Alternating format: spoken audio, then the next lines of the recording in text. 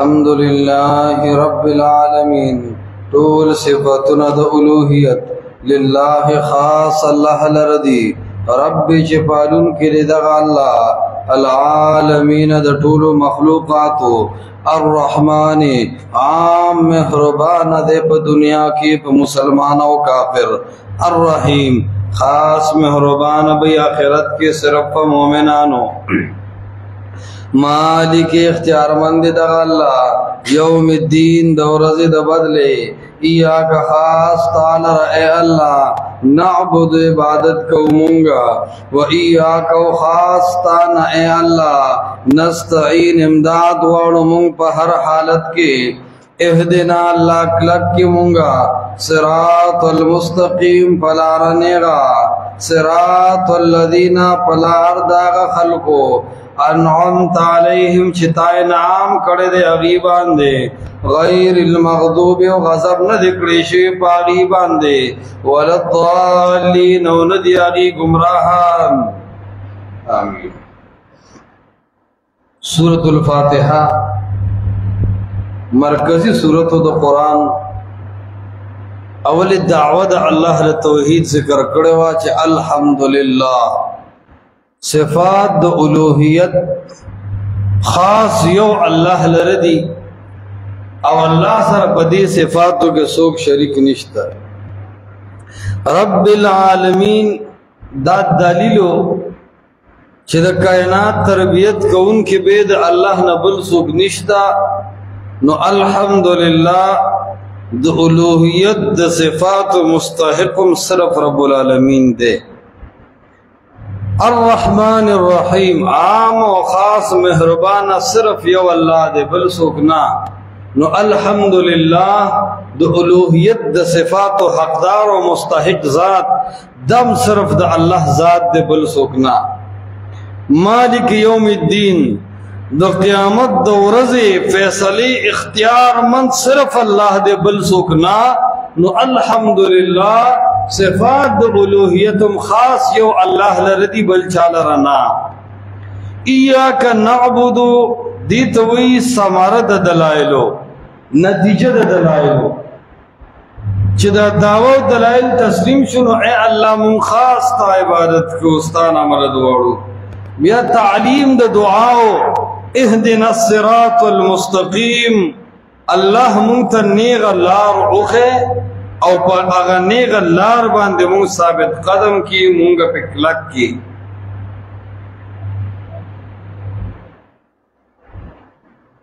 صراط الذین انعمت علیہم دا دری ڈلیو ذکر کی خوا مونگ فسورة الفاتحہ کے دا دری ڈلیو تذکر کو اللہ تسوال کو صراط الذین انعمت علیہم اللہ چھ پچا دے احسان کڑے دے داغی پلار میں روان کے غیر المغضوب علیہم ولدالین او پچاچ دے غضب کردے او سوک گمراہان دی اللہ داغی دی اللہ دمو ساتے دا زمون فاتحہ کے دعائی دا تبلیغیان اکثر ہوئی چیرہ مونگا پچا رد نکو بس بھی زمونگا جوڑ سرکار دے توڑ سرمکار نہ دے بیا سورت فاتحہ منزا کے موایا سورت فاتحہ کی پس مغضوب علیہم رد دے او کنہ دے پضالین رد دے او کنہ دے چی اللہ دا غضب کلی شبو دا گمراہ خلقنا میں بچ کے نو پا فاتحہ کم رد شتا پتہ لگی دا خلق منز کی ہو با منز پوئے ندی بہرحال صراط الذین انعمت علیہم دا بدل دے دا صراط المستقیم نے چاہدہ ترکیب کرے رہے او چاہ صفت موزیہ ترکیب کرے رہے چاہ دا صفت دے دا صراط مستقیم دفارا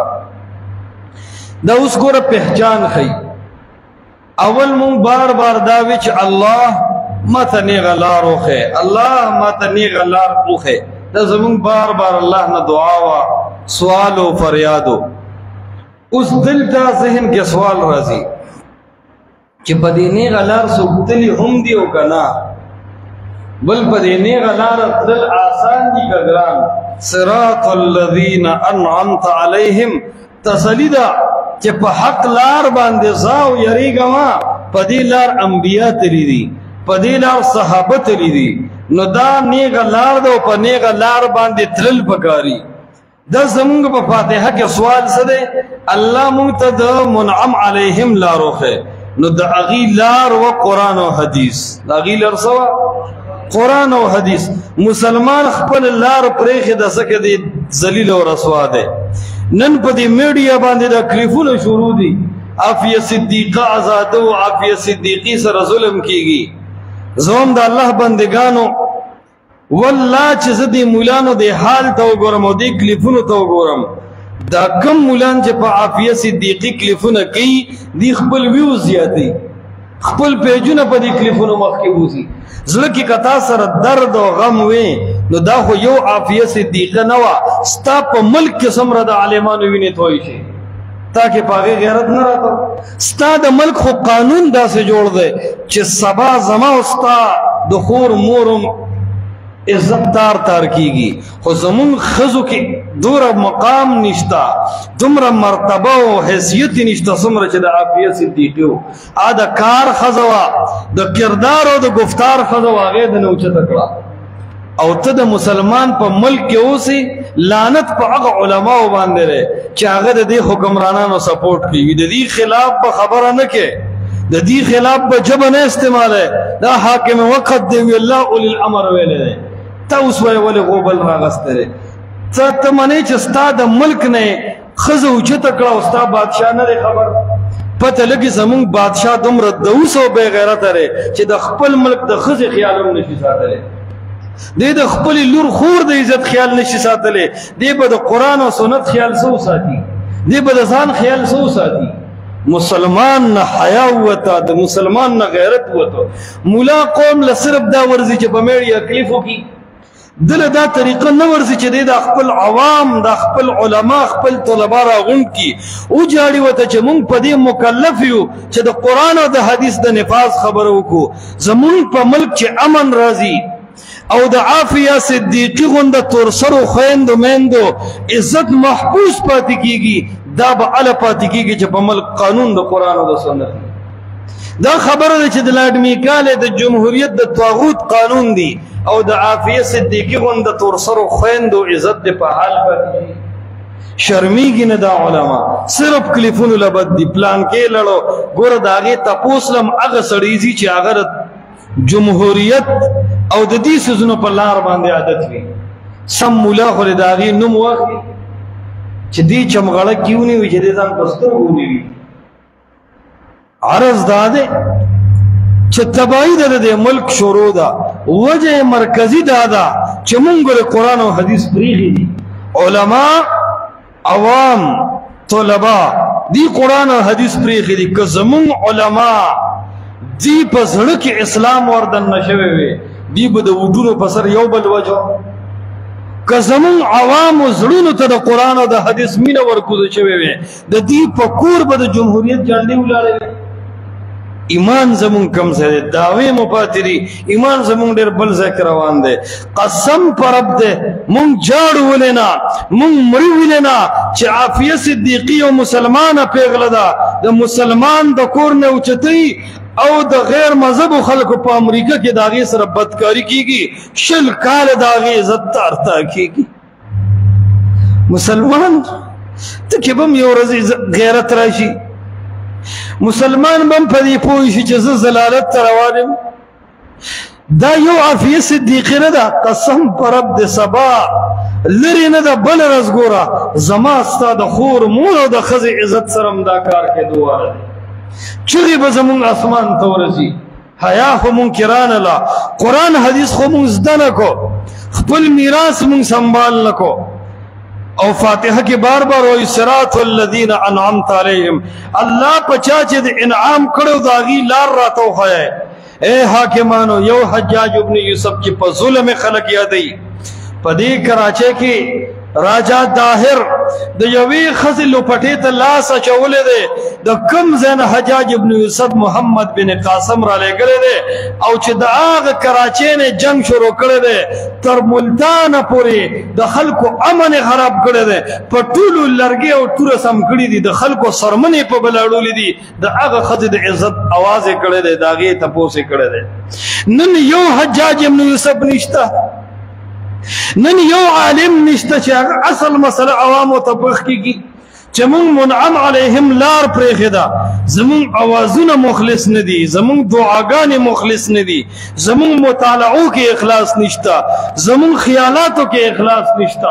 مونږ دا فکر نه کوو چې مونږ له الله قانون د قرآن او د حدیث را کړی دی د مسلمان په ملک کې به قانون د قرآن او د حدیث اول به د دې حاکم ګریوان ته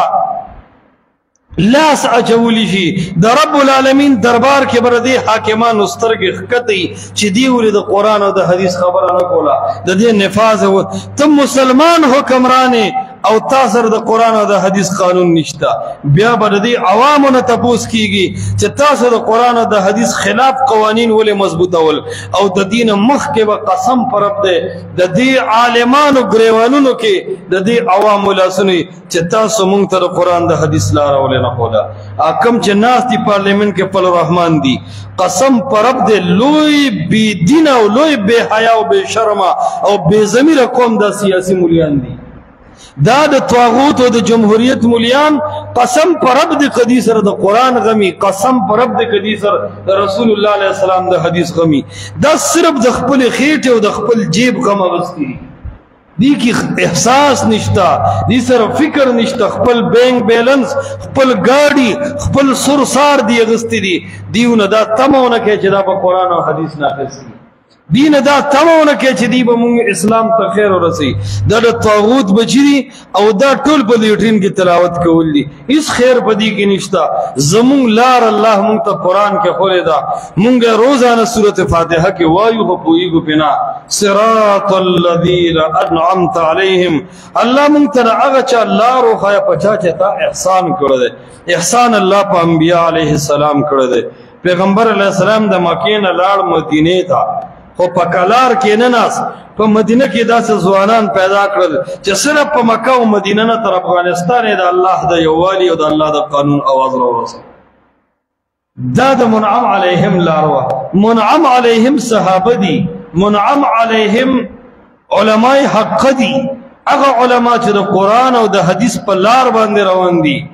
هغه علما چې د قرآن او حدیث په قدم باندې قدم دي دا دی انعمت علیهم انعام په الله کړی دی وګوره انعام به بس کړی دی انعام په یو پدې کړی دی چې وحی ورته الله کړی دا نو بیا ته صرف انبیا مراد دي لار د انبیا یا انعام په الله په قرآن او حدیث کړی دی نو انبیا صحابت مراد دي او ټول علماء حقت مراد دي او دارنګي انعام په الله دا کړل چې زړونه کې ورته مینا او محبت کې رولې دي انعمت علیهم انعام په کړل دي چې مینا او محبت ورته زړونه کې چولې دي دې ته وایي منعم علیهم دا موږ د الله سبحانه وتعالى نه سوال کو ذکر کلام دا ټول عوام د الله نه سوال کوي مانځو کې چې الله مونږ اهل حدیث کا خبر د سلفیت خلاف دي چې ته چې الله ماته د منعم علیهم لاروخه نو دا منعم علیهم انبیا دي او کنه دي دا منعم علیهم صحابه دي او کنه دي نو چې منعم علیهم انبیا او صحابه دي او د دې لار تغوان نو اهل حدیث دک نظریه ده کنه چې الله او د الله رسول او صحابه په روان شه صراط الذین انعمت علیهم اغه لار باندې چې په حکم لار باندې اغه خلق تری دي